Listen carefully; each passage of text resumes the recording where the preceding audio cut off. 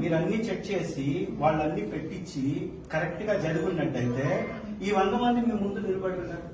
లేనటువంటి వాళ్ళు మాత్రమే, ఎలిజిబిలిటీ లేనటువంటి వాళ్ళు, ఆ ఊరు కానటువంటి వాళ్ళు, చనిపోతే లేనటువంటి వాళ్ళు, తీసుకున్నటువంటి వాళ్ళు ఉండాలి.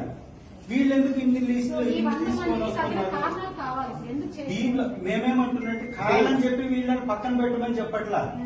మనిషి ఉన్నారు, ఆ ఊరోళ్ళు అనేది వాళ్ళకి ఐడెంటిఫికేషన్ కోసం రికార్డ్స్ ఉన్నాయి.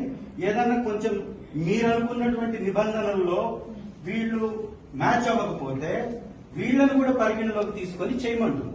ఎందుకంటే వీళ్ళు ఆ ప్రాంతం వాళ్ళు, వీళ్ళంతా వలస గ్రామాలు. ఇక్కడ ఈ నియోజకవర్గం అంటే వలస గ్రామాలు, తినడానికి తిండి లేక బయటకు వెళ్ళేటటువంటి గ్రామాలు.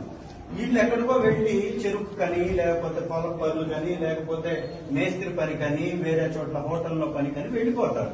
రకరకాల కారణాలతో రాలేదు, మిస్ అయినాయి. ఇవి గత ప్రభుత్వంలో ఉన్నటువంటి వాటినే మీరు లిస్టు చదివారు.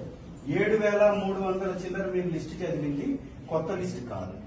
గతంలో ఉన్నటువంటి లిస్టు దాదాపుగా ఇది నేను వచ్చినప్పటి నుంచి దాదాపు 3 సంవత్సరాలు ఇప్పటికీ ఇంచుమించు 3 సంవత్సరాల నుంచి నేను పట్టుకొని తిరుగుతున్నటువంటి లిస్ట్ అయితే మీరు కొత్త లిస్ట్ చెప్పాలి. అది 7,500, ఇప్పుడు 7,300కి వచ్చింది.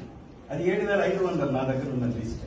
ఇది కాకుండా ఓన్లీ ఎర్రగొండపాలెంకి సంబంధించిన లిస్టే నేను 1,100 తీసుకొచ్చి కలెక్టర్ దినేష్ గారికి అప్పుడు సబ్మిట్ చేశాను. తర్వాత వచ్చినటువంటి రాజాబాబు గారికి ఇచ్చాను.